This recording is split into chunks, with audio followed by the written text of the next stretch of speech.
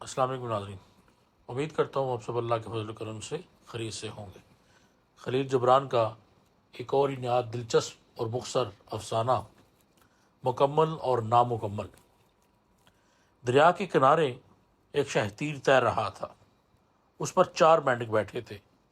یکایک پانی کا ریلا آیا اور شہتیر کو بہا کر مجھدھار میں لے گیا۔ مینڈک خوش تھے اور مطمئن، کیونکہ آج تک انہوں نے ایسا لطف نہ اٹھایا تھا۔ آخر پہلا مینڈک بولا، در حقیقت یہ نہایت ہی عجیب و غریب شہتیر ہے اور یوں تیرتا ہے گویا زندہ ہے۔ آج تک ایسا شہتیر دیکھنے میں نہیں آیا۔ پھر وہ دوسرا مینڈک بولا، نہیں میرے دوست، یہ شہتیر بھی دوسرے گٹھوں کی طرح ہے اور یہ حرکت نہیں کرتا۔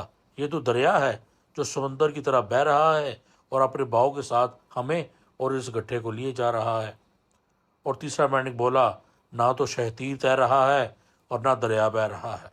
حرکت تو ہمارے خیال میں ہے، کیونکہ خیال کے بغیر کوئی شے حرکت نہیں کر سکتی۔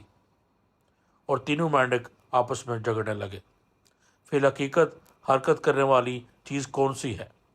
نزاع بڑھتی گئی اور بعد میں جوش و خروش پیدا ہوتا گیا، لیکن وہ فیصلہ نہ کر سکے۔ پھر انہوں نے چوتھے مینڈک سے پوچھا، جو اس وقت تک ساری بحث توجہ سے سنتا رہا تھا مگر چپ چاپ بیٹھا تھا، اور انہوں نے اس کی رائے دریافت کی، اور چوتھے مینڈک نے کہا، تم میں سے ہر ایک راستی پر ہے اور تم میں سے کوئی غلطی پر نہیں۔ حرکت شہتیر میں بھی ہے، پانی میں بھی ہے اور ہمارے خیال میں بھی ہے۔